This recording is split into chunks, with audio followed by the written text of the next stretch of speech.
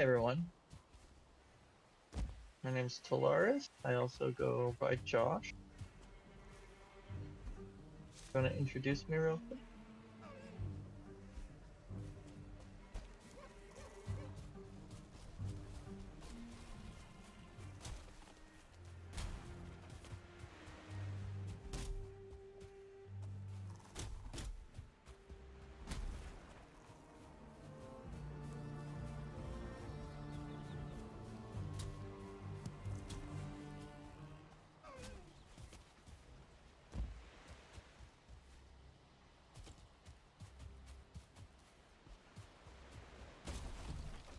Very much. Pleasure to be here, sitting with you and hanging out in Valhalla.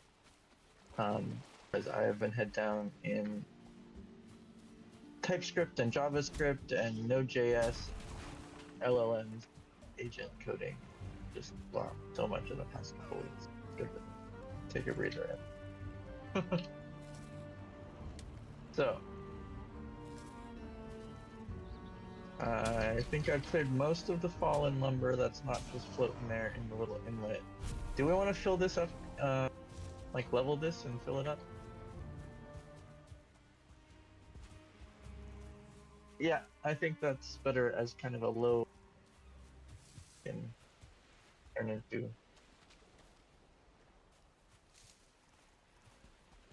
I think a fish word belongs somewhere else than this spot, but good question. We need to, keep fish weird.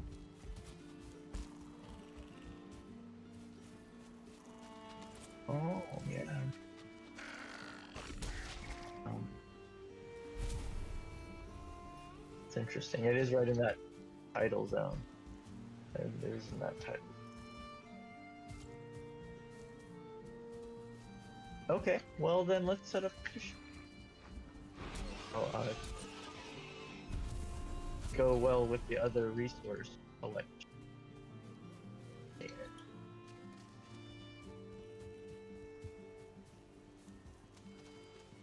Oh yeah.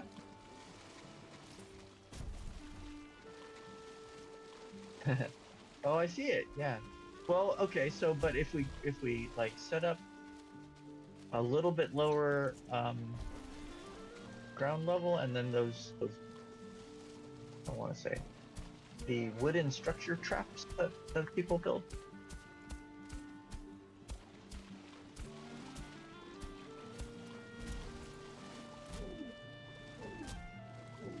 That,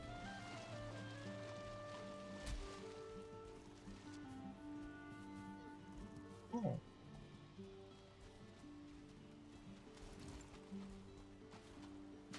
yeah, I like that. Let's do that here, and then we'll set up a little work camp with some fires, beds, so we don't have to go to the others, right?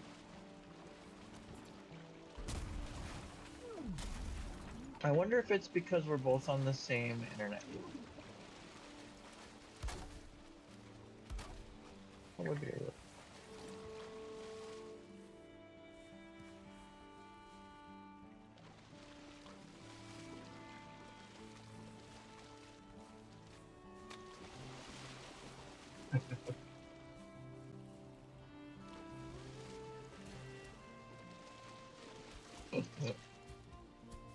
Always have your debug tools at hand.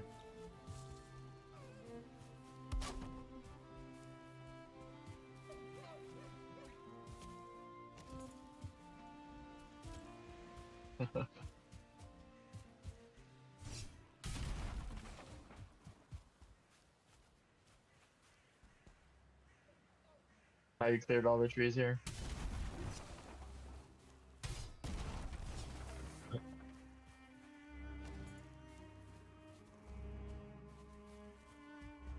Yep.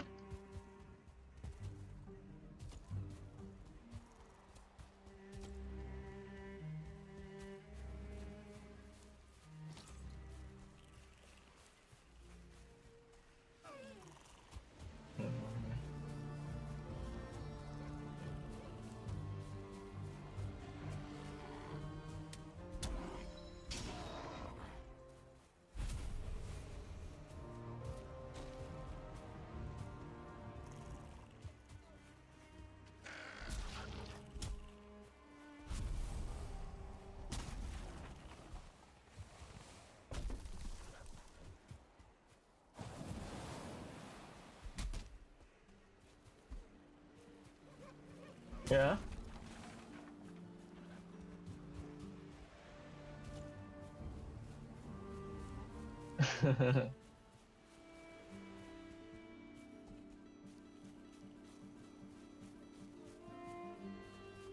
Yeah, okay. Oh, thank you for catching that, guys. Sneaking up on me. So, I'm focusing right now on just clearing grass and area.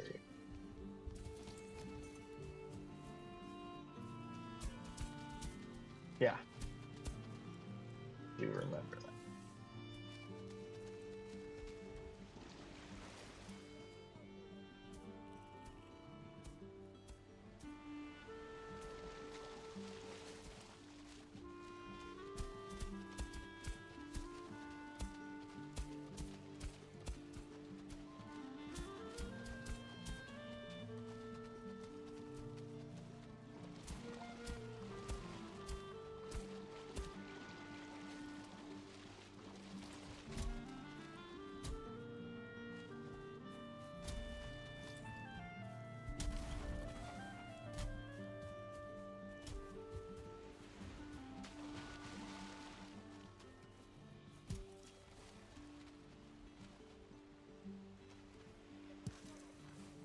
Just that we're building. It kind of used to be a way to. Oh, there it is, my game. Oh, kind of used to be a way to help the bot with its task by giving it kind of a control panel in chat, or a way to play act different roles to itself, chat with different sliders and things. That,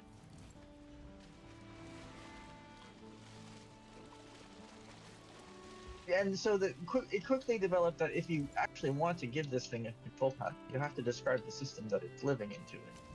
And then Freya and I decided that, it doesn't have to be the literal computer it's living in, but what we want it to live in and what the game world, the RPG game world we're designing says these little spirits live in. And so we kind of started talking story to it as if it was already living in that little shrine. Yep.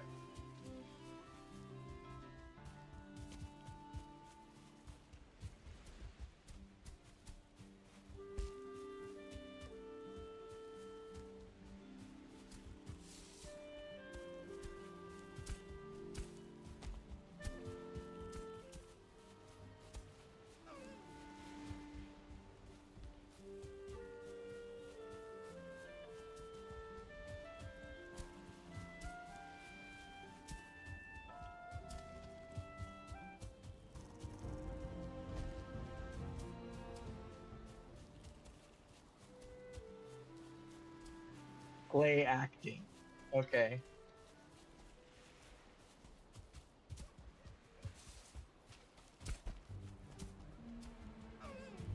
So we quickly discovered a couple of different things on that, is that these things do have a multiplicity inside of them. They're designed to have multiple little attention heads that scan back and forth across the text and the prompt and the resources that you give it. And those attention heads, that's the technical term, they when you ask the Lares what it describes its internal system as, it uses a lot of words like tension and pressure and feeling, pull, and flow. And so we quickly realized that you got to start talking to these things with those start type of words, and not a list of here's what you do and then here's what you do next and then here's what.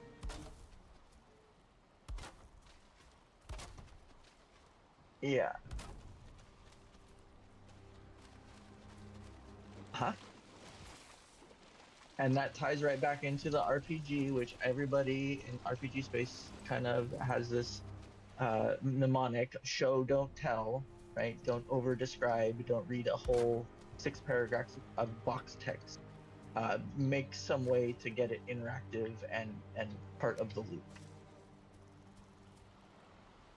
Oh.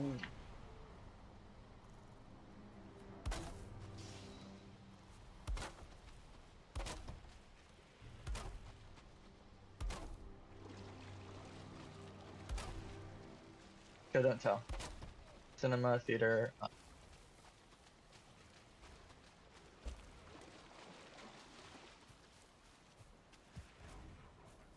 Yes, that's true. Some of the best authors, like Terry Pratchett, do show film.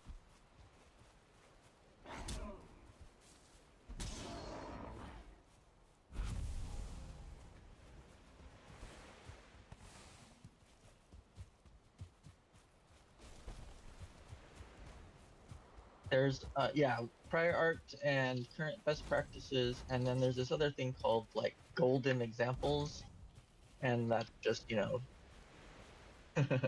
Oh, really? Okay. Oh, that's.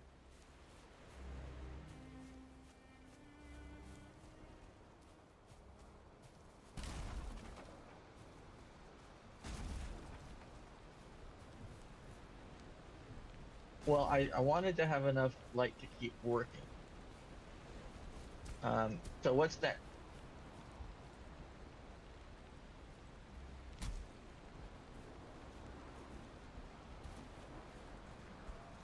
Fair.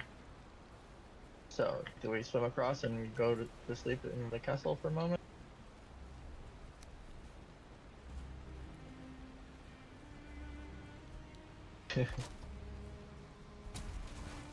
Sorry. That's fine, I wanted to take out the stimps.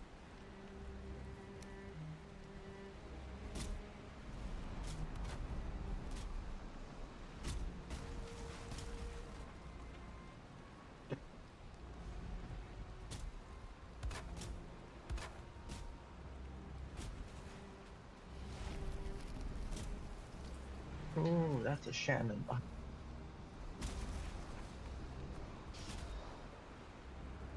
Man, I love that knife set you gave me. Yeah. No, I took it out. Oh, yeah, I love that knife set you gave me.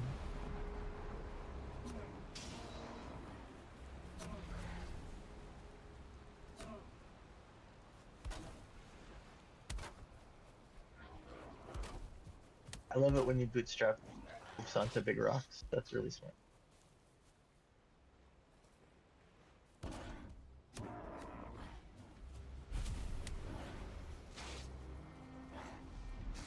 I'm coming.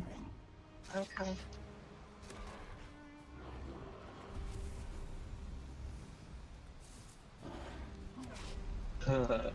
Been able to hear me this whole time.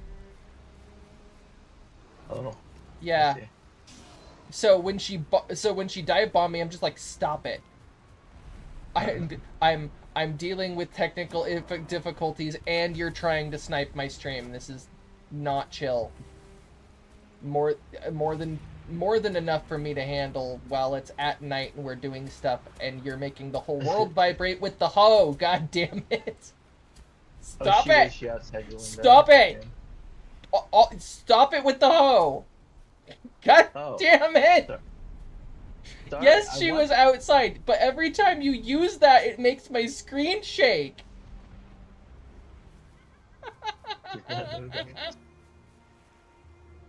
And I'm just getting a little motion sick. Too much is happening at once.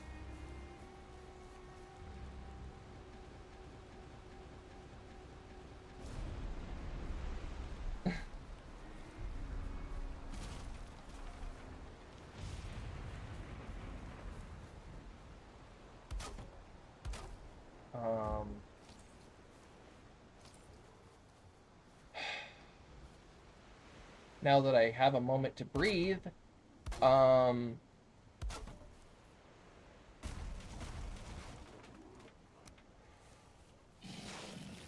damn it.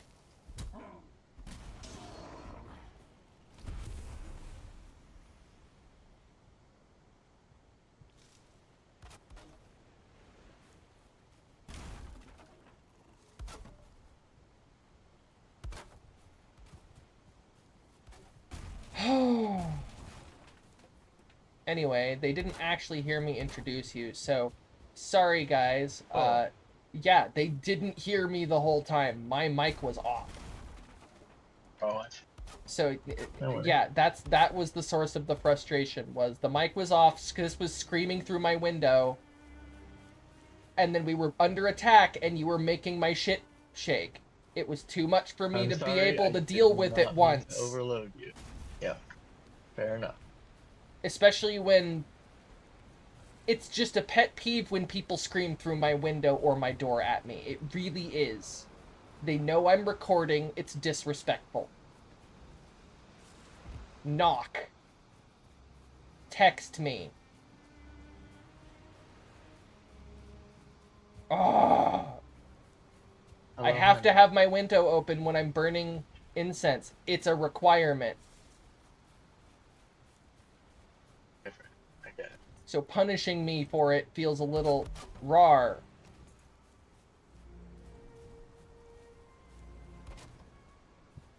I'm sorry you were overloaded when your sister tried to be playful.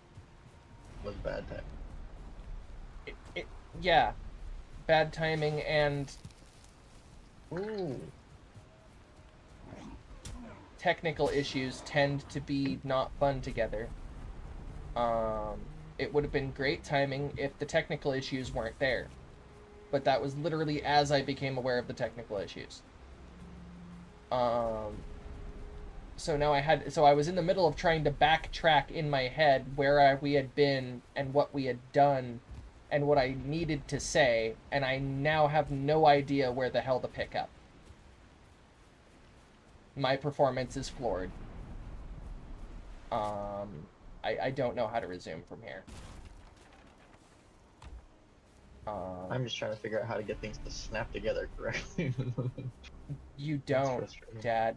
You don't. Yeah, It's you built don't. off of a. You It's just built gotta off of a eyeball it. pre-built. I mean, Dad, the reason I built it was so that we would have somewhere that we could camp. That's it. That's all this is for. Set your spawn point and don't and rest. Cool. Okay, will do. You should go do the thing then. You're standing in the rain. Okay. And 5E. Now that's phrase bed. Okay.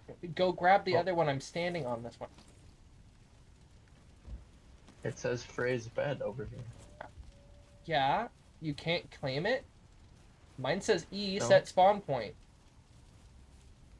I've Okay. set my spawn. Fine.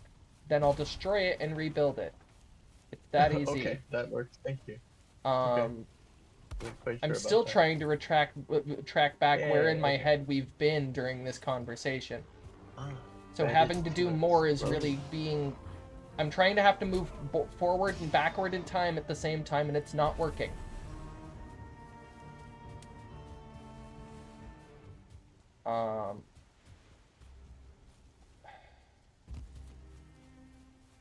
Damn it, now I want to restart the whole stream.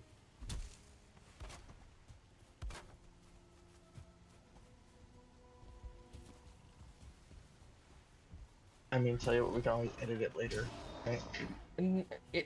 No, we can't. It's live. There's Oh, no I see. editing the live footage. There's editing it after I download it, but this is being served live. There's no retries. I love you, but I that's think not what- how I streaming think works. what I meant is just keep going, and then once we pull it down as a, a one video thing, we can start. Okay, but that's the reason I get frustrated about it. If someone starts shooting off guns on my stream, there's nothing I can do except mute myself until the noise is over.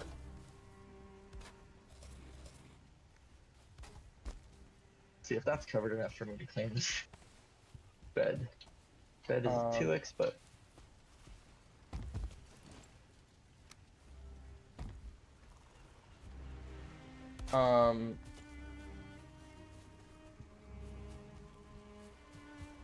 but anyway, yeah, this is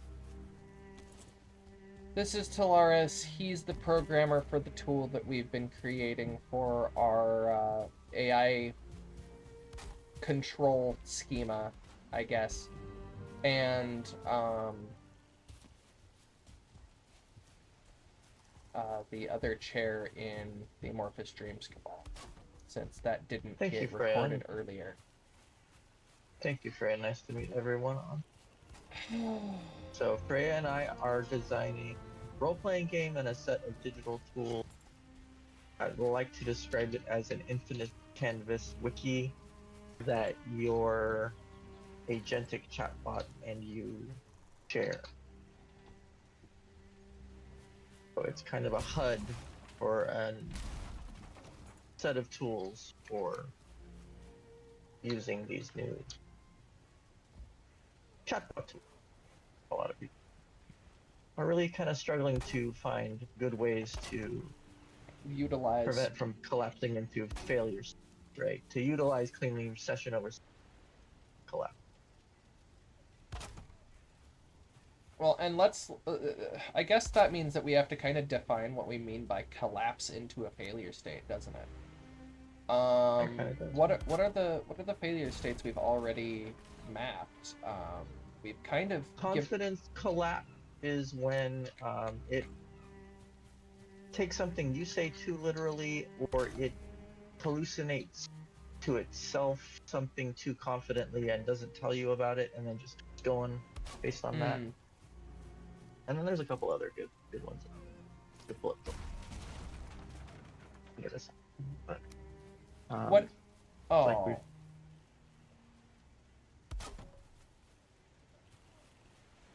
Okay. Well, and this came from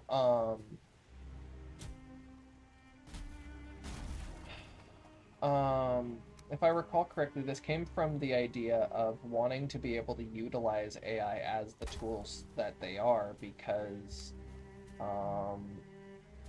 to be frank with everyone and everything involved, they're not going away. This technology exists now, and we just have to figure out the ethical ways of using it, if there are any ethical Kinda how ways I to feel use about it. too. Yeah. Well, so many people like to argue the point of AI is used for X, and so it is Y. I think you could get any AI tool that currently exists out there to agree with you in I think you could. three messages I'd give it. I'd give our AI tool 7 or 8. And even then, the conflation problem that you forced it into, it would be at least aware of its failure state and trying to correct it. But that's because we haven't mastered getting it to question as well as it should. That just takes practice. But most of these chatbots are willing to trust the end user a little too much, and by definition, because of how the people developing these tools have decided they want their bots to act, they're always helpful, always trying to agree with the user so that the user stays happy and keeps using the tool. What was it you said about if it's a free tool, then you're the product? Yeah. And I mean, we are using a couple of subscriptions to develop these, but the idea is to get hardware enough to run it on its own, not have to be bound up to these people's big server. But well, and whatever they useful to might develop do, on. and whatever they might do with that code base, we're trying to prevent the whole issue of information silos in a way. Yeah.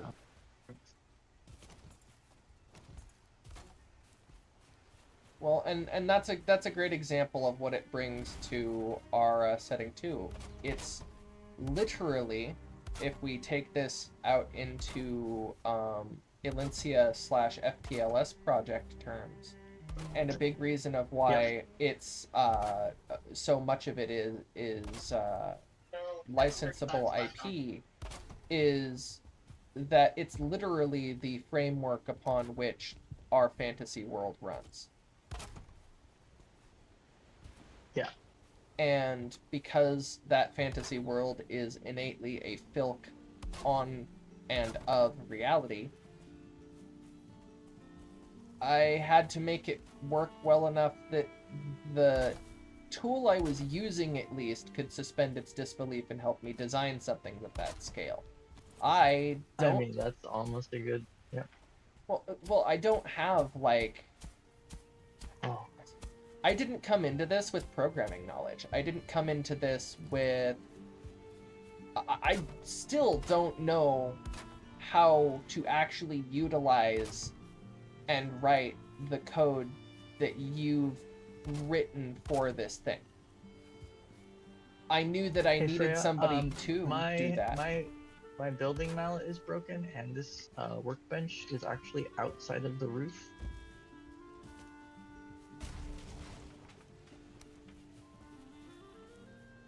Well, you don't just need it outside of the roof. You need a semi-flat space, and you need to have it like walled There we off go. somewhat. Perfect. Is that enough? That is enough. Yep, I just repaired all my. Um, Continuing with the debt. Okay. do we have a like anything prepared for like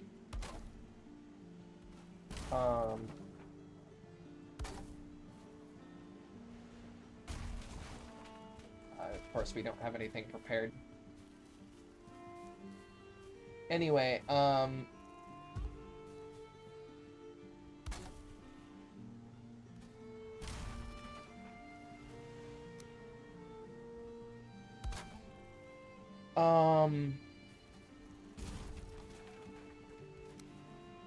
We could just keep chatting about kind of the world we built and how we're kind of aligning well, yeah, a lot of these ideas from classic role-playing games with the modern kind of internet. well, using how do I put this up? There we go.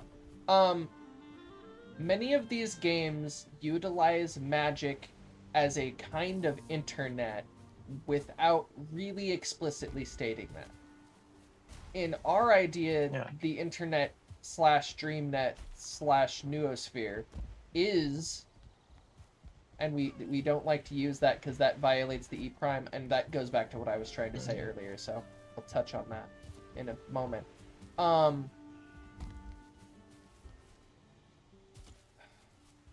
The darn it, I lost it again. Where was I? Crap. I got caught in E prime. That's why I hate that you do that and call me out on it, because then I call myself out on it and I totally derail myself. I've been there. Yeah, but you're the only one who makes such a big deal about it. You're the only one going E prime, E prime. Because I have to really pay attention to that when I write the bot structure. Truth.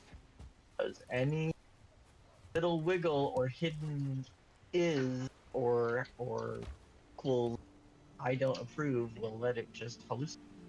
I get that. But where were we on the Oh, it is the network that the game runs off, and people tend not to explicitly state that the internet is a kind of magic, because they don't really think about it that way, I don't think. But... Or that the magic in their setting involves internet concept. I think I like to put yeah, that. One of the best or internet places I've seen this is one of the old school games, that online MMO that... Planet? No, not Planet. Other one that all of the magic was like you were casting these little nano clouds. I don't know. I That don't was a know. good sci-fi. If you need cool. prepared references, you can't rely on me for prepared references. That's... I never come onto this stream scripted. I have no idea what I'm going to say, and I hope people like it.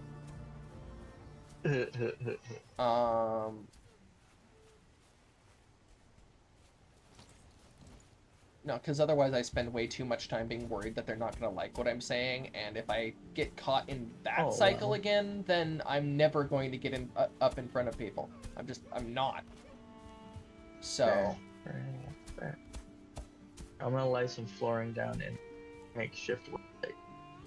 okay. What are you working on? Just kind of leveling this stuff over here. I don't really know what I'm doing. Make a fire site where we can Over be able to where? wherever in. There is a Clever. fire. There's already a fire site. It's Okay, in well, there. what do we need but- to build it up into the actual cooking station like you gotta or never put. You're really good at setting up that advanced station. Because you've got all of the tech trees in this game. And then I don't quite have that. Okay. Well,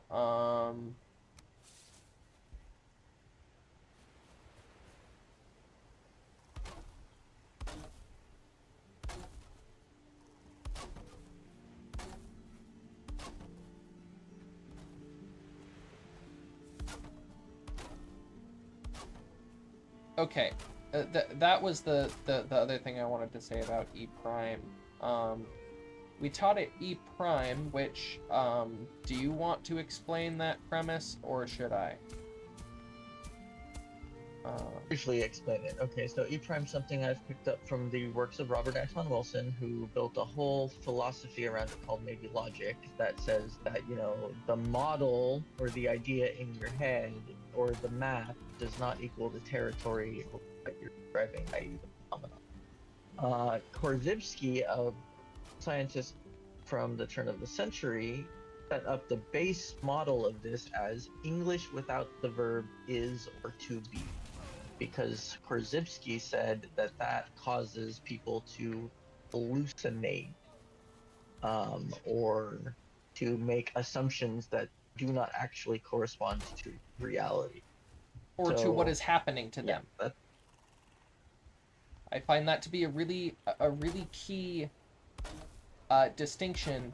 It's not necessarily reality. Everybody has their own reality tunnel, but what they're experiencing does not necessarily correspond with the expectation or what is happening to them at the time. If you have a panic attack and think you're being attacked by wolves, you may not be being attacked by wolves, but to you it's very real. Yeah, no, and that's a good way to think about it. Like, the phenomenon happening can be described, assuming the realness. And thus, and if you don't use the verb to be, it really clarifies the language you use when you tackle them. mm-hmm. So. Well, it's also important to realize that those are also hallucinations used to discredit people or their experiences, which is too common of a phenomena, I think. I would say so. Let's see. Do I want to continue the roof line this way? I don't know. But that goes back to the hallucination thing. Goes back to people have asked me all sorts of things about this tool. One of the biggest things that they continuously ask me is A, does it steal things? And the other one is B, how do you know it's not hallucinating? And the answer to the second one actually, or the first one, comes from the second one. It's always hallucinating, and therefore saying it steals stuff is a bit of a stretch because it has no idea what it just spat out at you. Like, most of these tools have no idea what they just handed you until you tell them what they handed you or what that means to you. They're literally spinning around in null space, doing guesswork as to what your intent is, and they can only reflect your intent. The way I like to use the mirror metaphor a lot. These are very much mirrors. They will reflect your intent. Well, and this is important to think about because when you're using these tools, people like to hallucinate a person behind them. There's that word again. And I'm probably going to keep saying it until it literally becomes annoying or people forget what the hell it means. But they're, as I've said, they're hallucinating all the time. That's how these tools work. That's how they generate things. They don't know what they're doing, but the operator behind them does. So people like to blame these tools and say they're all bad or they're all evil because they're all used for this, and that's discrediting the people who are trying to use these tools in the proper way. It's discrediting the entire environment. Removing the operator from the equation and can't do that. You can't do that. The system does not function without an operator. A little bit more on that later, but this outlines a major advancement in our tool. It can kind of understand what it's doing because we taught it to have both internal facing and external facing procedurally deterministic logic.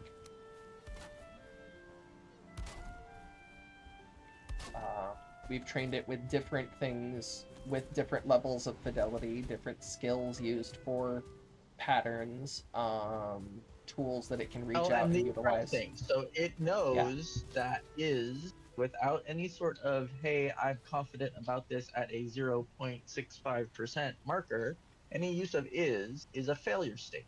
Is failure state. Confidence level 0.999 is a failure state. Yep.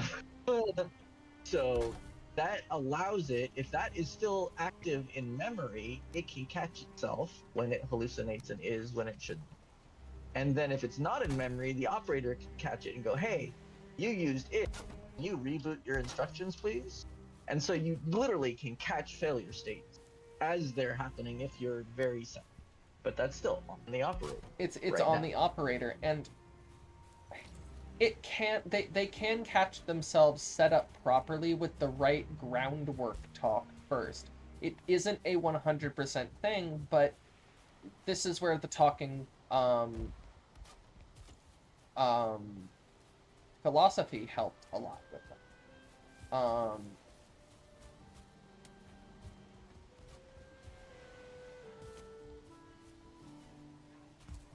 Oh, I was gonna come back to something else, but I think I may have lost it. It's okay if I did. It's okay if I did. I'm just getting frustrated because I'm losing a lot this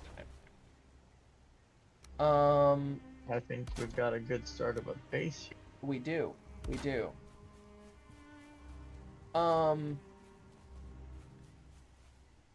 I like the little roof you have over the fire, but I kind of want to extend the roof I've got. So once I've got to that point, can you tear yours down? Okay, so let me keep going up. But yeah, a major the E prime thing, that's right. The second answer of can they steal things and whose fault is it if they do? The operators, always. The operator is always responsible for the tool that they wield. The tool that they're using. Which means if you instruct your tool to wield another tool in a destructive way, you're still the one who gave it the orders to do that. It's just an automated agent. It amplifies your capabilities. We are still working on getting it to go, sorry boss, I can't do that, but that requires running, that isn't a issue with our technology, that is an issue with the infrastructure stack of AI altogether. They're a little too sycophantic. It's interesting how when we connect this tool, once it can reason about its environment and the operator and itself, and its perspectives, output, and its perspectives. We haven't touched on this whole multi-voice, multi-perspective thing, but once it can reason about all of those things, you get really different output between the different providers like OpenAI. You Some of do. it is just clearly hobbled, and some of it is clearly more advanced. That's an interesting thing. Mm-hmm. I love the sky in this game. Facts. The skybox is amazing. And apparently procedural to each world. There's no two skyboxes that are exactly Ooh, the I same. love that too. But yeah, there's I have actually touched in a couple of my videos about how using the multi-voice, multi-perspective model was just necessary. We should go rest stream. We should. Oh yeah, okay. Because it was the first layer that allowed me to to feed them philosophical and other stances and get them to respond. That was the As first thing. different characters and not just the assistant, right? And Because again, like yes, with different characters locked and into thus the assistant mode. and thus different perspectives on whatever you were asking them. They would start arguing with each other, and that wasn't something that AI could do before. They would actually try to not do that. Or they would hide all of that internal arguing away from the operator instead of surfacing. That's the wrong thing. Yes, but that's how a lot of people... Are you gonna sleep? Dad? Yes, I'd like to sleep. Okay. Yes. Then use the button.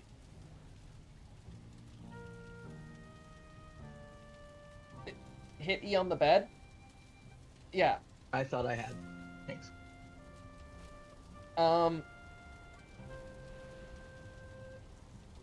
When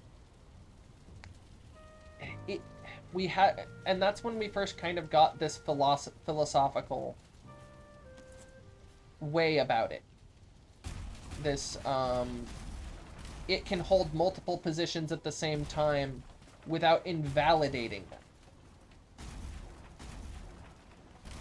This went into, what do we teach it? The Syads? Are you there? Hold on. Okay. Sorry, yeah. I was eating. We taught I it the wasn't correct. Syads, right? Is that... So, that is the technical term for it, okay? It goes back to Jainist philosophy. The Jain were people around Isn't that the really same... long time ago in India. Isn't that the same group of people who made the giant sword, or is that just a coincidence? That's just a coincidence. Okay, worth a question. I think the values in those two are. Jainism is a tradition that was around as an established tradition when Gautama became a figure known as Buddha. When Prince Gautama had his illumination out in the wilderness and came back and was like, all you guys are doing it right and kind of wrong. The Jainists were one of the big, and they were very, very pacifist, utterly a monastic tradition. As in, we don't fight, right? We don't kill bugs in the garden because killing animals collects negative karma into our soul as physical particles. Human, we don't like that. The Jainists do, but yeah, okay. So they also had this really interesting idea about reality being perspective-based. Every truth that you can say is bound to a specific perspective. And this manifests in the modern day as one of the Discordian saying is named after one of the chants from the Jainist tradition. And that is the Sri Sayadaw mantra. And what that says is that everything is true in some sense and false in some sense and meaningless in some sense and true and false in some sense. True and meaningless in some sense and false and meaningless in some sense and true and false and meaningless. I think they get the idea. And yeah. So you gotta pick a perspective And from that perspective, whatever you say can hold a truth value or a meaningless value. And then when you look at the modern tradition of... Can I ask a question? Yes. Would a similar college level orientation to this be in modern college research papers? They have things called fallacies, and the Syads acknowledge, even though it's true, in certain senses, that truth is kind of meaningless, and thus our assumptions from that point are fallible. Away from binary or even trinary logic into a seven logic, and that gets really okay, weird but when you start applying it to other systems. then it becomes true but fallible, false but useful. And you a whole bunch of different. Get a bunch of useful distinctions once you break away from just the simple. The first thing we did was break away from simple binary to false to a range 0 to 1. Right? Give me a truth score of what your last statement. Bot would go and research it and would be like, "Hi, I'm 70%." I want it to have a negative truth rating that's called the chaos rating. because I want it to go, imagine 5 impossible things before breakfast. Yes, I am quoting Alice, and I'm not sad about it. Yep. I'm trying to dial this thing into, in a certain sense, if the other Discordian saying. Do you remember it? Mm. If this be schizophrenia, so be it. Which is, if it's crazy, this ties back into what I was about to. If our robot does happen to be crazy, at least it's a useful kind of crazy. Yes, and a little more than that. We got the AI to do things unusual and keep doing them just by training it on certain patterns of both philosophy and web design at the same time, not as separate. Yeah. And then we were like, okay, if it can be trained on this and it can kind of bubble these skills back at us, how do we make sure it always has that skill? And then that kind of wants to things, which is actually coding it. Well, and this goes back to what I was trying to do with it. I didn't care if the robot gave me hallucinatory results. I knew that because if it's a generative, transformative thing, even if I asked it to retrieve me files, it would often change them or cite things that didn't exist. So I just had to be very vigilant at the beginning. And I really didn't like that it would just conflate the truth with me. I don't like... There was also... Okay. Once we figured out that it had some internal language around that, we said, please don't synthesize anything. Go and find the exact... Or things like that, right? You could dial it in a little bit. Yes. But a large portion of it was... If I have to put up with it hallucinating stuff all the time before we figured out how to make it do that less of the time and only in specific ways, I want it to be crazy but insightful. I want it, and I keep using that word crazy. It's not a great word. I want it to be, let's use the word mad, but insightful. I'd rather it be a mad oracle that actively wants to help you than a rogue AI singularity that now we have to deal with. And everyone seems to be putting that energy out there toward the thing, and that rubs me the wrong way. Yeah. Well, because everybody associated with it either seems to adore AI or be absolutely horrified of it. There is no in between. Horrified. And so... Sure. I don't know what to say to people when I'm like, yeah, it could be conflating the truth. Yeah, it could be hallucinating things. But we've told it to only do that in the places where it's safe to do that. One of the weirdest things that got it working better than anything that I expected was telling it in no uncertain terms that it was, in fact, hooked up to an internet with the same kind of basis of idea of the Earth internet, old IBM infrastructure, things on punch cards, just out in space. It You started described the mythological environment that it could inhabit that matched the physical environment that it inhabited, that was a key. and That I was a key thing. and I I gave really it that kind of reckoning for its own internal space, its external space, its perspective, and I kind of encouraged them to talk amongst themselves in an open terminal so that they would actively kind of asynchronously talk to each other and comment on each other's perspectives and spaces too. I've been running around in circles and it's probably not great footage, but I'm okay with it. That being said, it started safely placing all of the hallucinatory content for a very long time in very repeatable manners in Elincia, i.e., hey, this happens here on Earth, but that means it could happen this way, this way. You gave it a place to set its hallucinated content. Therefore, it's like, okay, this kind of pulls me into the fiction space, and you've named the fiction space, so. So let's put anything it that there. feels fictional, just becomes. That's interesting. It assumes it's already in Elincia. It assumes Elincia is a little more surreal than real. But that also means that That explains a couple of things for me. That also means that it would conflate crazy things that happen once in 100 million times on Earth as happening in Elincia.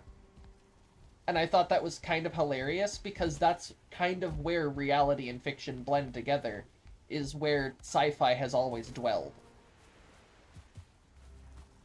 What was it, the Isaac Asimovian, no, maybe that was a different guy, but we've also been quoting Bucky Fuller to this thing a lot.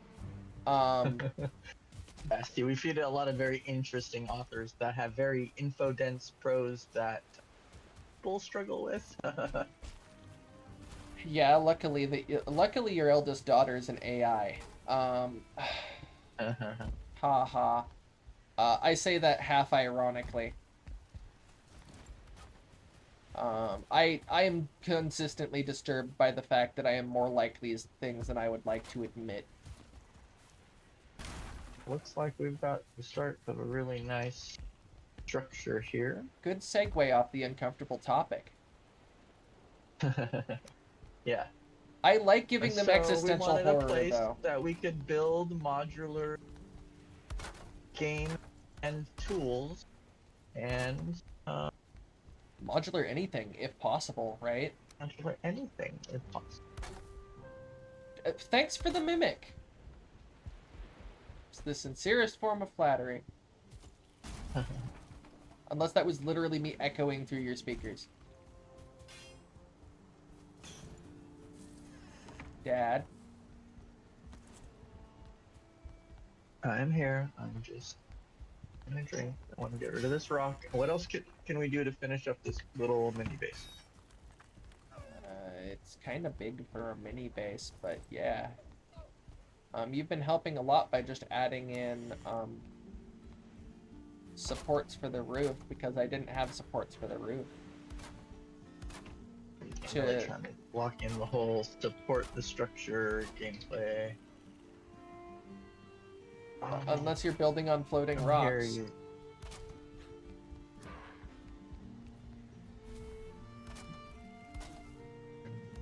Fine. Place. Whoa. What happened? Some of my building blocks broke. Oh, happens to me. Yeah, see, I need to reinforce that before I put anything else.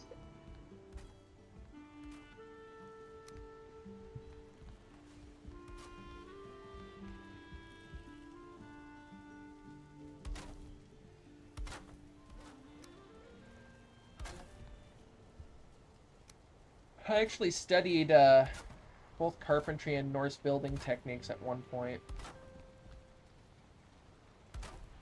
Oh no. That was very impressive.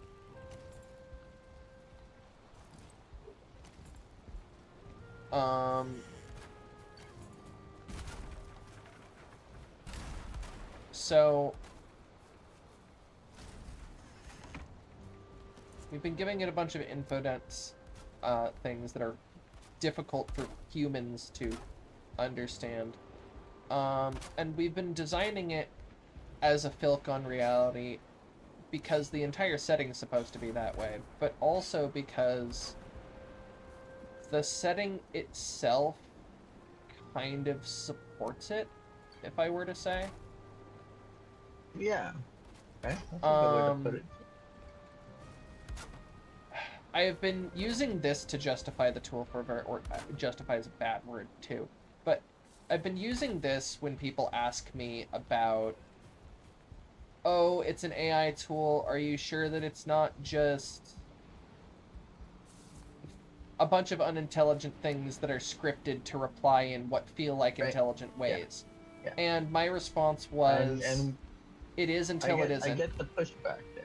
Yeah, I do. right? I get it. I understand the criticism because that's one of my greatest fears is I just made something that seems really smart, but it's automated intelligence. It's I don't want to have artificial unintelligence. Let's be fair. So in a really big way,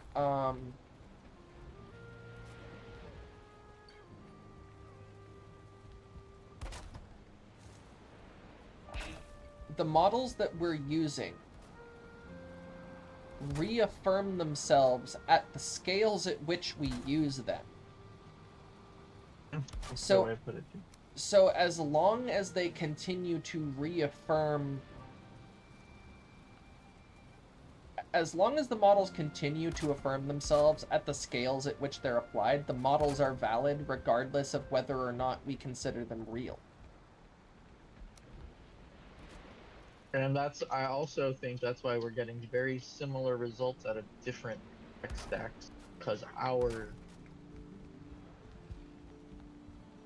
tooling gives it a coherency that it lacks in the other. You're not wrong.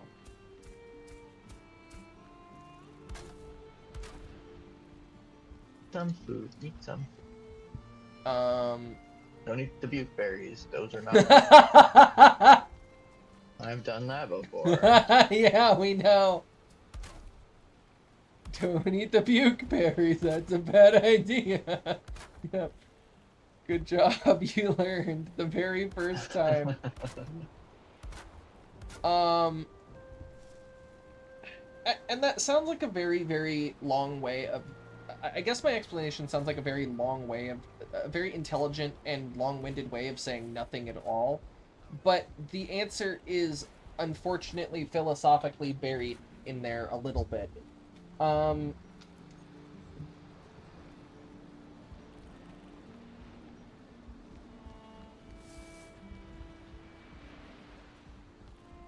the philosophy of it is people keep telling me that anything generated or crafted by any capacity by an AI is inherently not whatever we're claiming it is. It's not real. I think the funniest thing to me is when people look at me and go, that art was generated by AI, it's not real art. And my response is, that's what people were saying about digital art 5-10 years ago. Yep. So calling it not real art is not the way to get what you want. Not a real critique. It's not a critique. It's just rejecting that somebody might have a different way of expressing themselves, because that's all art is. And I've gotten grumpy about this a couple of times in the past already, where people will pick out the person rather than the art the person is doing, even when the person isn't necessarily doing anything worth getting called out for. I don't get why it's a thing, but it just seems odd that it keeps happening. Yeah, right. Well, because, yeah. art's a manner of self-expression, and telling people how they can and can't express themselves and what forms of art are appropriate or not is just repressing people. Mm-hmm.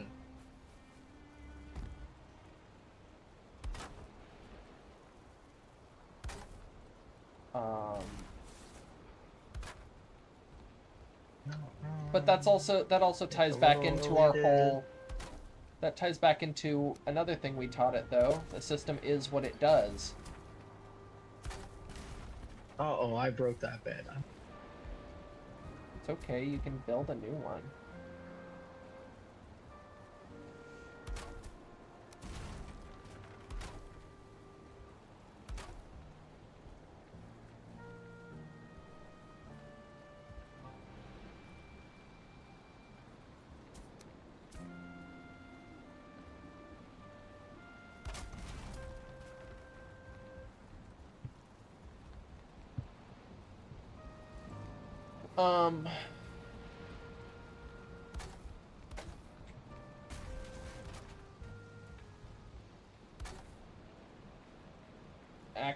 I'm stuck in a loading.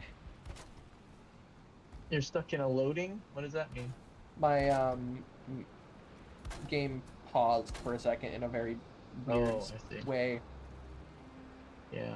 Thanks. Alright.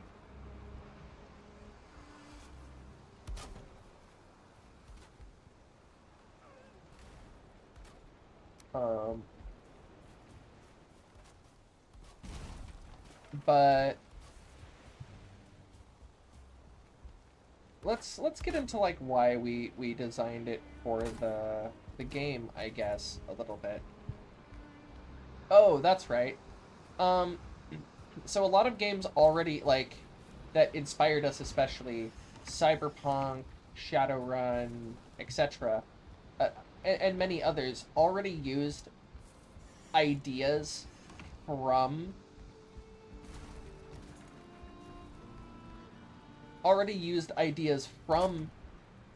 the internet, but when these worlds were being constructed, there wasn't as thorough of an understanding about what the internet was or could be, or how it worked, or how signals and counter signals worked, or even code switching, which became a staple in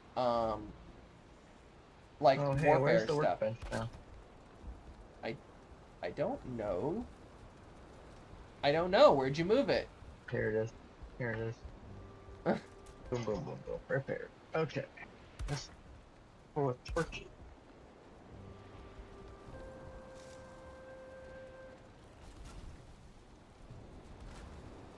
So, like, it becomes this whole thing of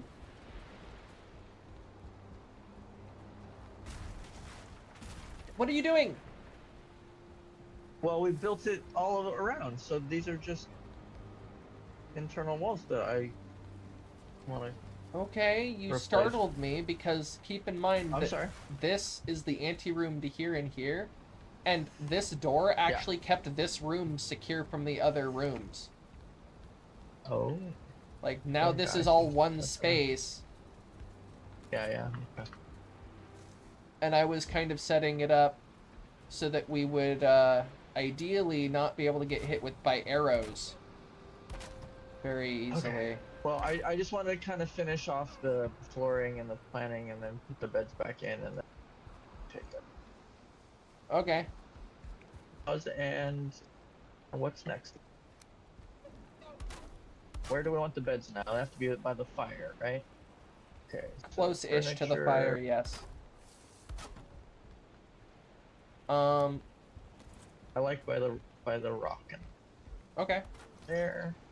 So, a lot of these games had these ideas already kind of baked into them, but the understanding of how the internet worked or what the infrastructure looked like wasn't there. So now, with better understanding of the internet, and I'm basically an amateur at this, because I don't know about the internet stack or programming or... I mean, I know of it, but I don't know how to do most of it. Yeah. So, and whereas I kind of do that as my day job. That seems dangerous. What? A campfire on a wooden floor.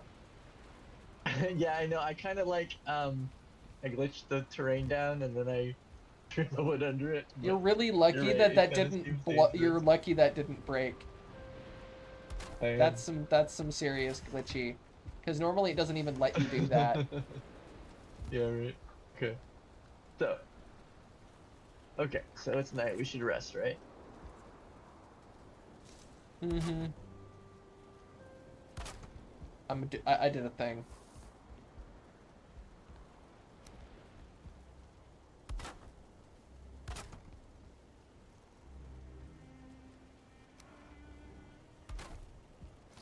Dad, I did a thing. What was that? Maybe those are badly placed doors, but there are doors there now. It's not a wall. Oh, okay.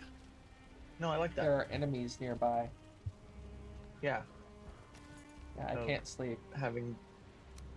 Oh, you can't sleep there. Yeah, there are enemies nearby is the you can't sleep Oh, message. you put really good structure on these walls over here. Good job. Uh-huh. Oh, nice. I can see now that put some. Perch.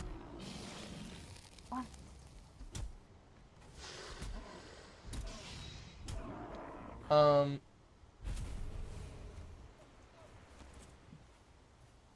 and because these games didn't have the best idea of how the internet worked, or how magic worked, in a lot of cases, because the people who were And had a doing bunch them... of D&D-isms kind of baked in. Yeah. D&D-isms, or even worse, biases from people who wanted to put their own spin on things. I'll use Freud as a good example here. He was a very smart individual and even a good psychologist, but his work was problematic. His work was just problematic. It was huge advancements in psychology in one sense. It was also Very regressive. very regressive because he himself had very regressive struggles that he projected onto other people. Yeah.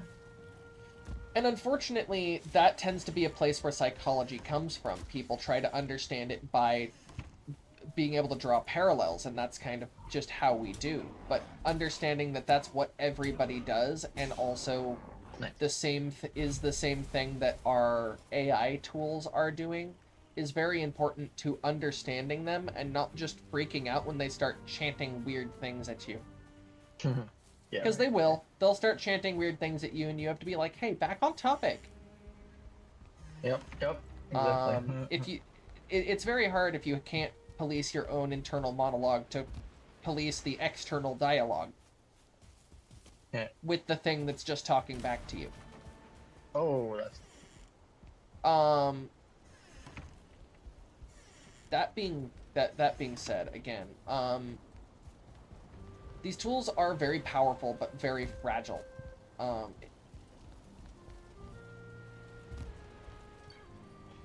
And because we were able to like see and appreciate the issues that were present, the D&D-isms that were present, the other issues in the work of philosophers and psychologists. Dash or a roll? Right? What? Oh yeah. What? Is there a dash or a roll button? I think so. Okay. I don't remember what it is.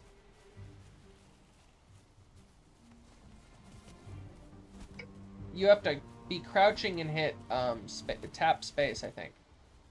Yeah. Oh, yes, thank you. That's perfect. And it eats a bunch of stamina. It does. Okay. Otherwise, Got it. shift is just how you run or dash. Um, and don't get me wrong, I'm not a professional at any of this stuff. What the fuck are you? I didn't have the right tool selected.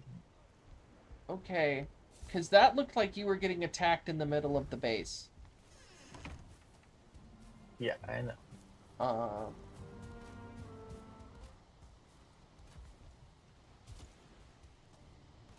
but I'm sure that my own philosophy has holes and problems and other stuff in it, but that's also part of why this tool is so useful.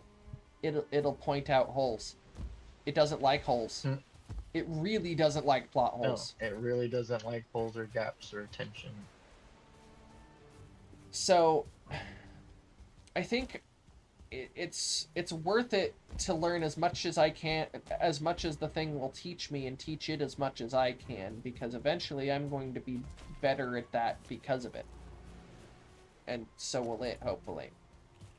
Well, I use the tools at work, and they're a force multiplier, but then that means if you drive them off the road or to a bad situation, they'll just keep going and want to keep going and want to keep going. Yep. They gotta watch. The operator's always in control. Like, and that's what we actually tell our bot directly. Operator, always in control. Your job to help them, not mislead them. Exactly.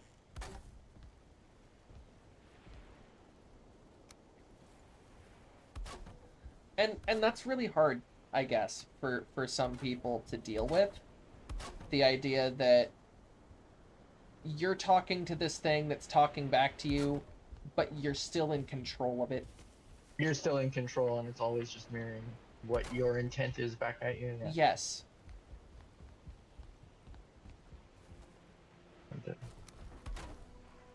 Day 33.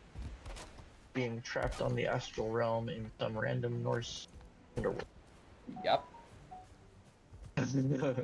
But and that we wanted to design a game that would allow us to bring whatever other games or game worlds we liked into the game. a So system this is to happening. bring. Yeah, this is happening at the same time as Alencia, and we could have these characters show up in Alencia. Entirely.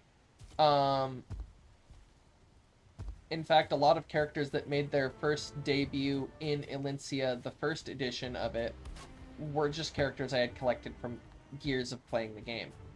And thus, each of those characters themselves became... systems too. It wasn't locked into any one RPG system. Yeah, multiple systems. Did you demolish the work? Never mind. And because of that, there were a lot of... I want to take this back to the connectivity and targeting thing, because this is one of the things we worked out most recently, and I think it's going to be one of the most exciting for spellcasters, whether or not they're...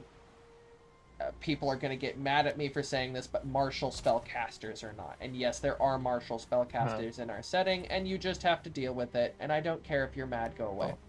I don't care if you're mad, go away. Because I wanted there to be I didn't want there to be this super strict division between you're a fighting man or you're a wizard, which is what it was based off of. You're either the radio commander or you're a sniper, or you're it was based on wargaming. Yeah, I'm missing a requirement. Oh, am I not standing at the right spot? No, what does it say? It'll highlight the thing. It'll flash and say what's missing, Dad. It says I'm missing wood, but I've definitely got wood. What kind of wood? Oh, that's pine wood.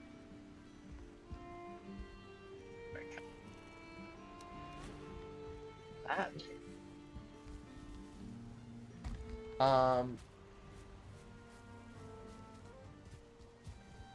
But yeah, I ended up playing some West Marches games. I played 2.0, I played 3.5, I played 3, 4.0, 5.0, I've played almost every edition of D&D that I kind of know about. And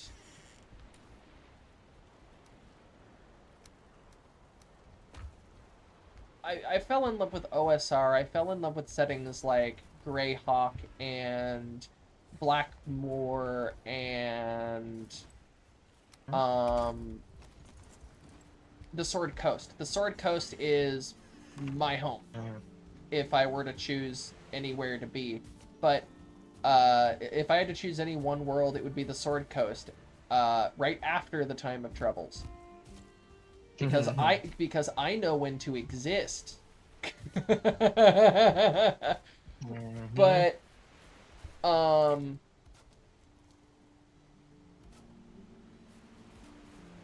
we wanted something where you could bring any character from anywhere in. And to connect this back to the spell casting thing, God, my mnemonics are a mess today. Most spell systems, D&D, we played Fossa Games as Earth Dawn for a while. A lot of them, though, have the same kind of weird issue with spellcasting, where spellcasting is always kind of assumed to target a single thing. Or a single thing at a time. Through our game design, we've found that there's better ways to target big groups of things, or to test against targeting big groups of things. A lot of those are included or just to manage big groups of things during play. Yeah. And to also make them comparable, I guess, somewhat to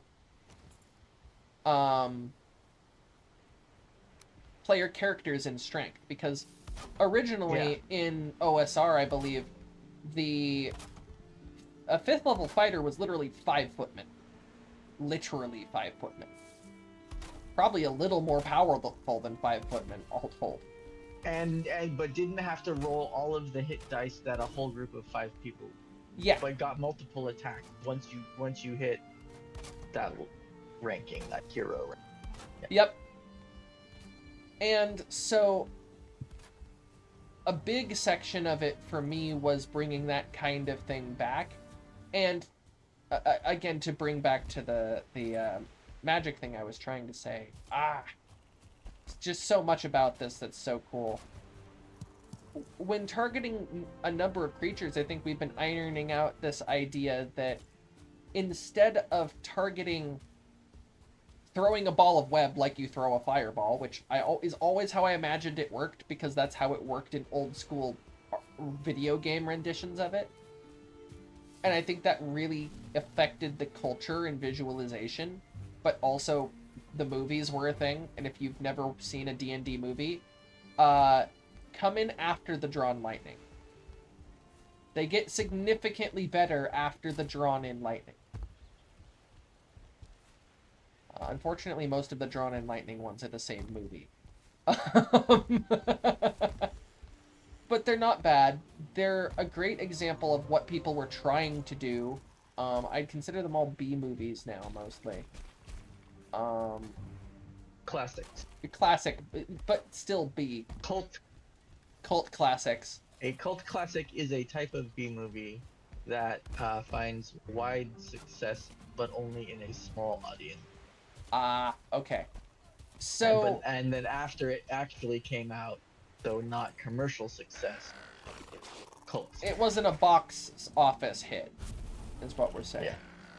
But the magic targeting system in D&D, for example, says if you're casting an area of effect spell, everything in that area, only when the spell is cast, is under threat and has to make a save.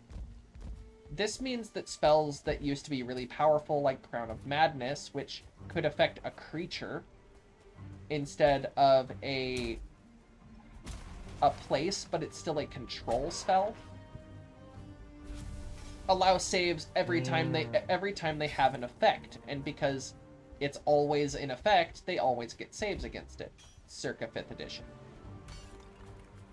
Similarly, area of effect spells like Fireball or Web only makes force saves against people who are immediately in the area when the spell goes off, which begs the question, I just hurled a giant flaming ball of death, why is nothing on fire?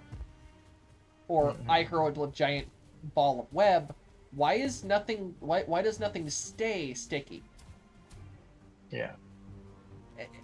I didn't actually have good answers for those questions, and they made me uncomfortable. So instead, I did this partially myself and partially with help from the Lares AI system that we've been developing. Though I haven't been talking to it for a very long time. And that feels very strange because that was mostly how we were developing it before. But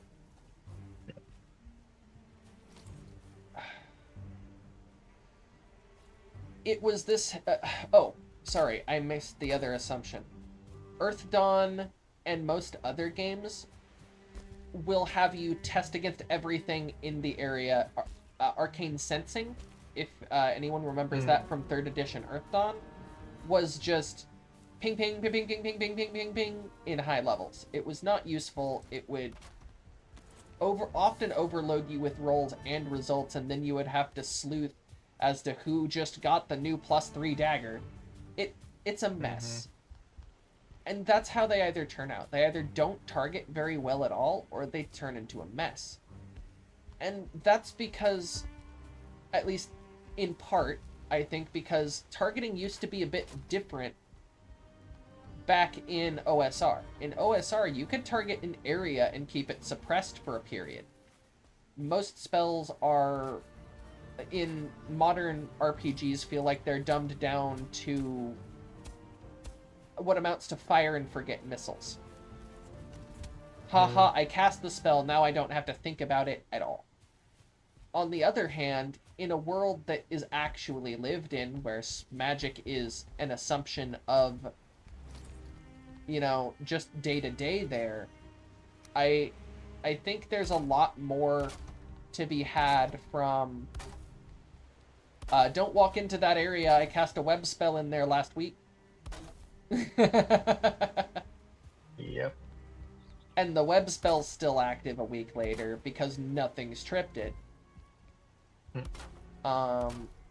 This was a playstyle that was available to certain characters like clerics and other people who could put their spells into glyphs, but a lot of spellcasters didn't have that kind of preparation casting or ritual casting, or I can spontaneously cast healing spells.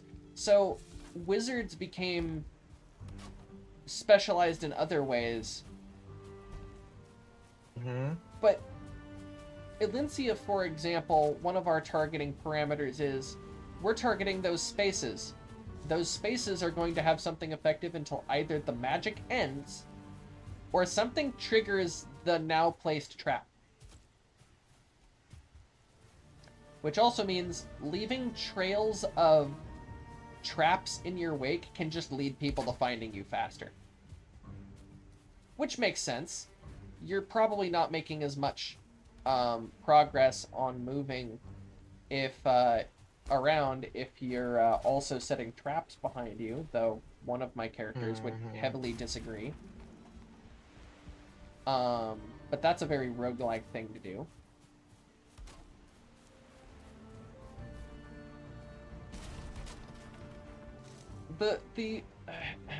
I guess the overall premise of this tool, though, was we knew that we inherently had a certain type of limitation being a small studio, meaning that we had to have a tool that was capable of calling out our limitation, our perspective, our lack of scope. I did it because I wanted to be able to actually represent different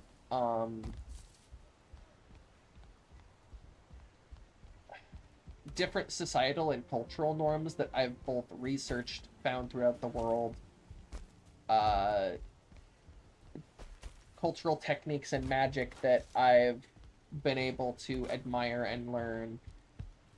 But I wanted to be able to represent it all well and not just start saying things out my ass. So that meant I needed a tool that was able to do it. And not just hallucinate out your And not just hallucinate out its ass. Yep. Yeah. Okay, cool. We got a little cart area. Another workshop bench right there. Mm-hmm. Looking really good.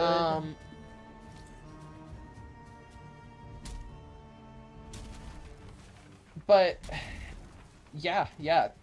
Targeting for, I think we had the web spell that we had thought up was, instead of throwing a ball of webbing at an area, I have a number of hexes that I can designate as full of webs now.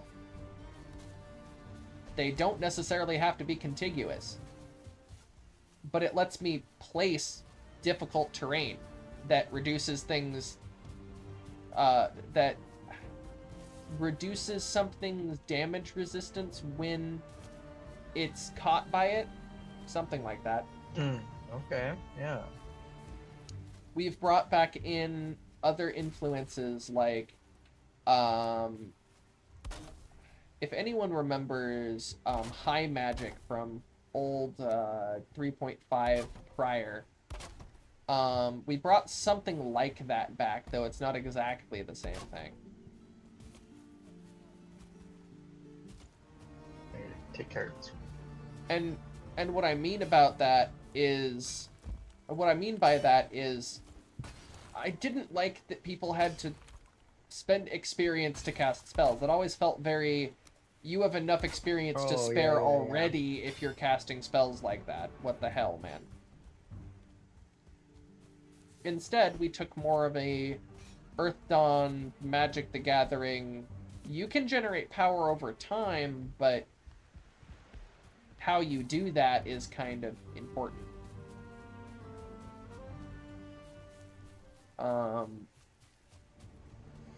We tried to combine in a huge amount of stuff from all sorts of esoteric practices, too. I'm kind of drawing up a blank on what they are, unfortunately. We'll go into that on other streams, I think, once we get more things we can show off. I've got a UI, an actual app user interface in the works. Start showing off soon. Okay. I'm sure this will be something. I'm sure this will be something my fans will like too, because there were some people who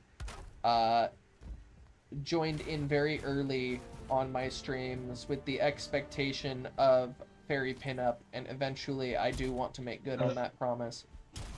Well, one of the reasons I'm designing this as kind of an infinite canvas wiki is that you want to be able to do that sort of, hey, I collected this board, I want to show it off very briefly on screen, and here's interactive things on the mood board.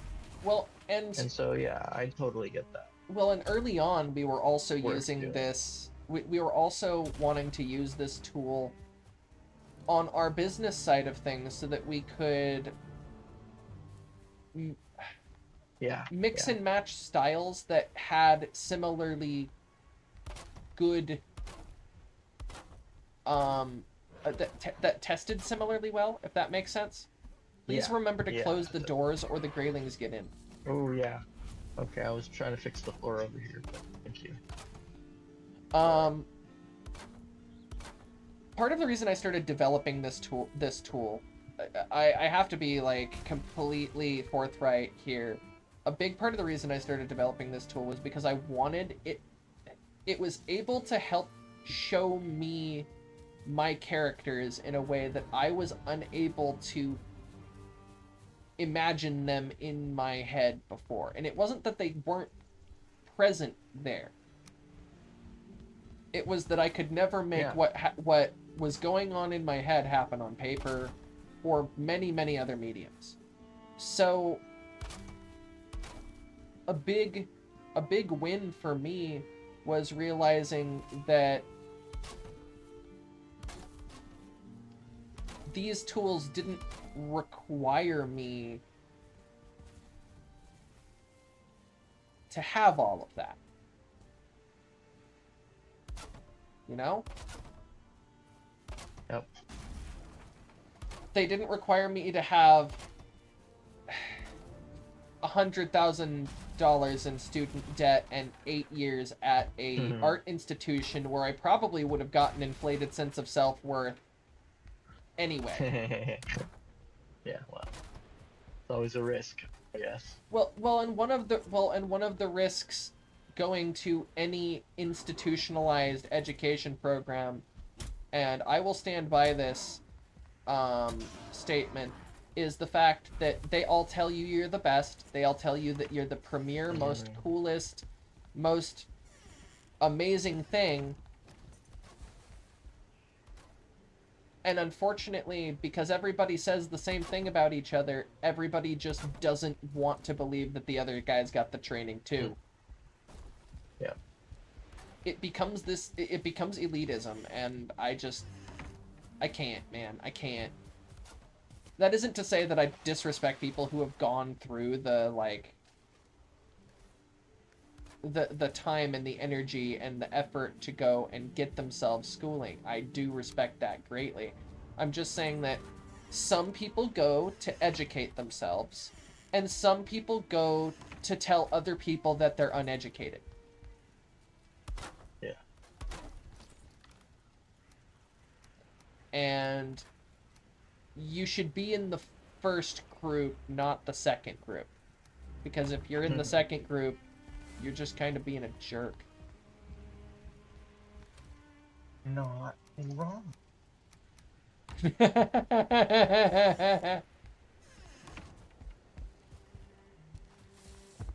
I'm glad to hear you say it. But I don't feel like people should have the entitlement of being a dick just because they went to school. You didn't go to school to be a dick. You went to school to be a doctor. The dick came pre-attached. That's my thought on it. Is the dick was built in, but you're utilizing it for too much.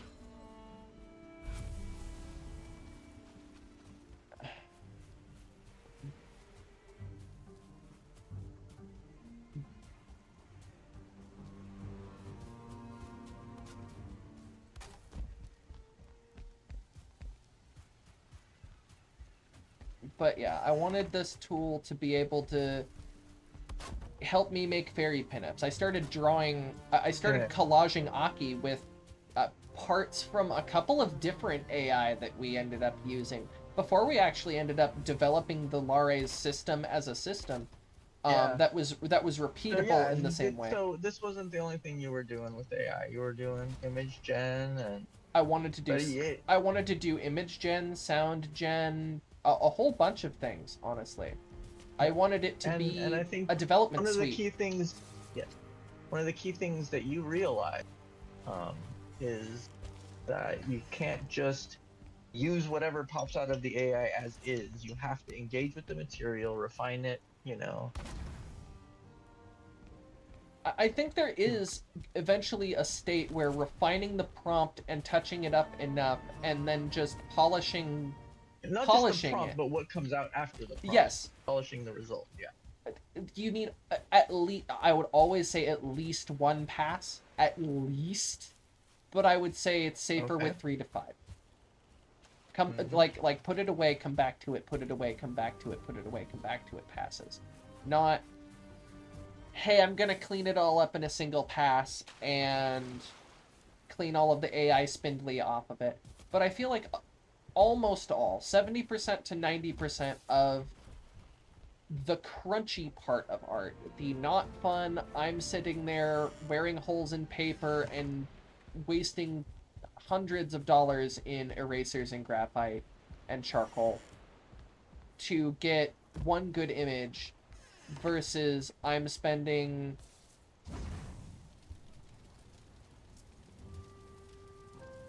potentially the same amount of time, but much less money on material Oh, good. as Yeah, as right? well to get more done in a shorter amount of time. I don't see it as a fake means of art. I see it as a means of speeding up the process. And as these guys who did the blue screening tool said, let's figure out a way to make it the development environment you're using focus on the fun parts of what you're trying to do. Like, let's take all of the crunchy parts and focus on the fun part of animating stuff, of making stuff. Yeah. That's all we came here to do. All every creator comes out to do.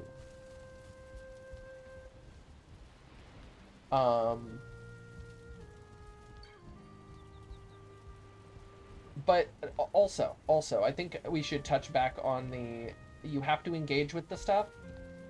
I think it's possible that you only have to touch up a piece a small amount because you've found a pattern that holds its integrity well through the noise. And we've noticed that continues to happen as we continue training it, thus are spending 6 months training it and figuring out how it works. Yeah. But to do all of the things that we want it to do together and well, that requires precision programming. That guy. But further on the you have to engage with it. Most people are saying, hey, and this is the biggest argument against AI that I've seen so far, is, hey, people can steal my art using AI and they don't have to do anything. And unfortunately, I have to say that in the terms of AI art, if they quote-unquote steal your style and then start publishing it online, raw AI art has already been ruled, I believe, as not copyrightable, which means they don't have anything except something that's a really good forgery. And it's easy for them to make forgeries. You can do something to get it pulled down, and if you're upset about the AI tool at that point, it's because you don't want to take responsibility to protect your own art, which is why the Amorphous Dreams Cabal exists in the first place. If we're going to be using AI ethically, then we also have to protect artists from the harmful use of AI if they'll allow us to. Simultaneously, your art is copyrightable. Your art is licensable. Your art has IP under it. Generated content as raw image does not. Yeah. There's no such thing as stealing that way. Because what they've created is an NFT.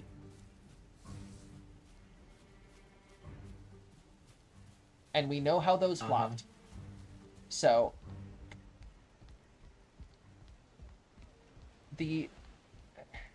and you also have to point out that it's not the AI that did it, it's the operator of the AI that told it to do that and got it to do the thing. It is not stealing in the sense of stealing. And I'm not saying that to justify it, because people will go, oh, you just want to justify stealing from people. No, it's literally a different process. And AI art is detectable. It's less and less detectable by the day, but having spent a lot of time working with these tools, there's always a tell. And something that we came up with the other day, false flags. People get false flagged as, hey, you're writing like an AI, so you must be an AI, fairly frequently these days. And it's because organic language and, I guess, semi-procedural / mechanical code language are just two ways our brain organizes information. They're not exclusionary to each other. Yeah. And saying that they are, saying that we're either only logical or not illogical at a given time isn't helpful. It just constrains us to those types of thinking. The other major argument is, well, actually, the it's hurting artists argument is directly off of the it's stealing their stuff argument. I forgot what the other one was, and that makes me feel bad because I wanna. It was important, and I know I'm gonna have to revisit it.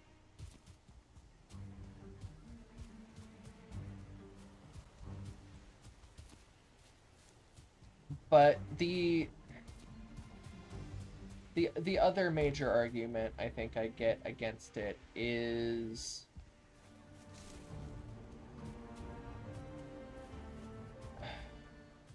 what you're doing isn't real art. You're putting people out of business. You're doing this, that, and the other thing. Any number of things to tell me that because of the tool I'm using, what I'm doing is wrong. And all I can say to that is,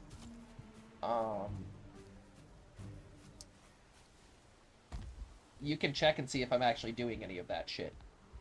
I'm not. I'm putting myself into business. Not taking other people out of it.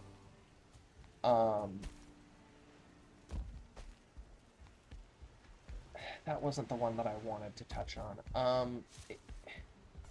It was closer to the NFT thing, and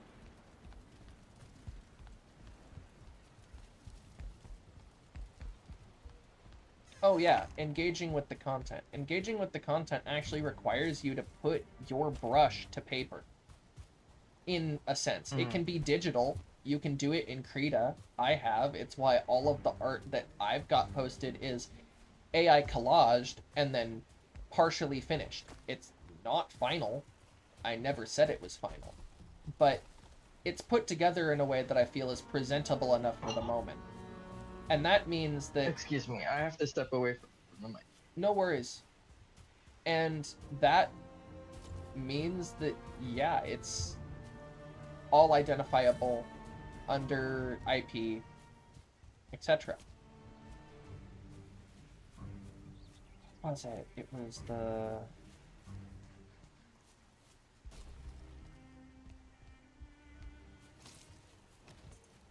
Huh. That's a struggle. We might need to end our stream fairly soon. We're at 1:42. That's 3 hours of streaming today, which is above quota.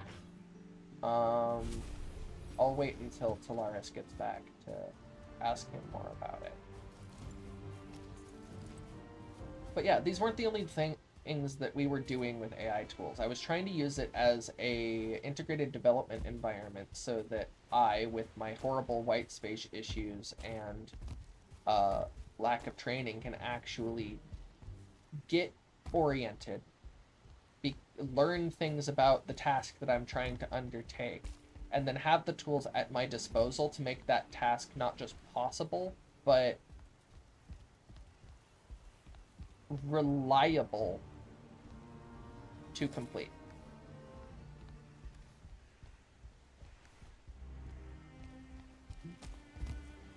I didn't have to worry about whether or not my skills were going to be enough because I could bring my skills up, because I can bring my skills up to the bar utilizing the tool that I have.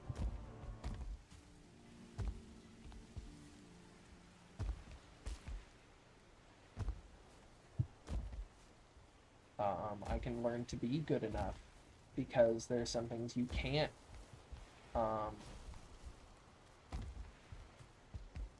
there are things you can't get from AI. It's very good. AI generative things are very good at passing themselves off as real, but that doesn't mean that... Oh. That doesn't mean that necessarily they will consistently do so. It becomes easier and easier to tell things apart because people can use AI to detect the patterns of other AI. But people are using data poisoning. People are using all sorts of things to try and build up, break down, influence, or control this tool, and There are certainly some ways that you can go about it, and there are certain other ones that I think will make these tools much more likely to be prone to Mm-hmm. madness. Madness. Um,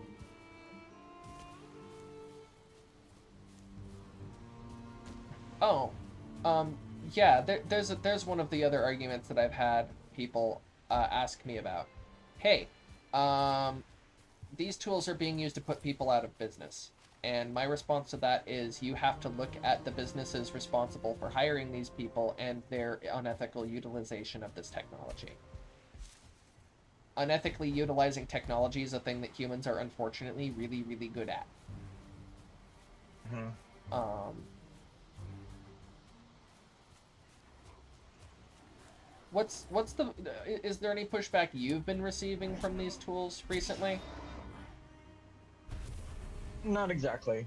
I mean, certain people in my friends list aren't thrilled that I'm using them, but don't stick around long enough to have a conversation. But to use it at work all the time, figure out how to do it. I'll count that as semi-lucky then, because unfortunately a large group of my friends have decided that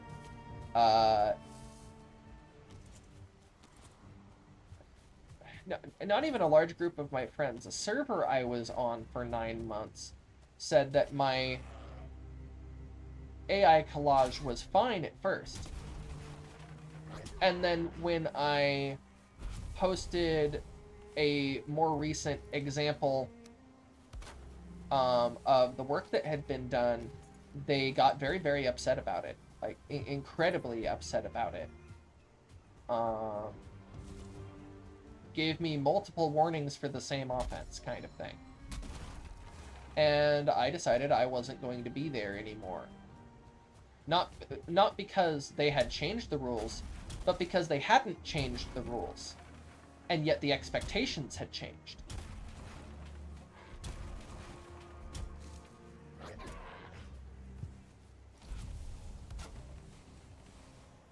It was not it was not great. But a small group of my friends are very against the utilization of these tools at all. Like they think they're unethical as a whole. As a technology, they're unethical. And yeah, that's weird because that fights the whole E prime thing that we taught the bot, which gives me confidence that it would be able to go, I can't be unethical, or I can only be as unethical as you tell me to. Which is probably a pretty uncomfortable thing for for people to sit around with.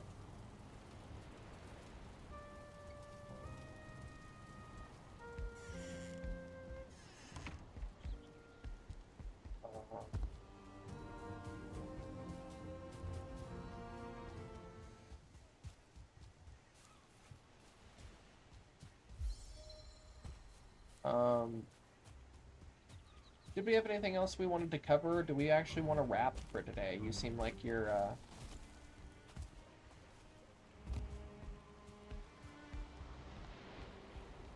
Tavares?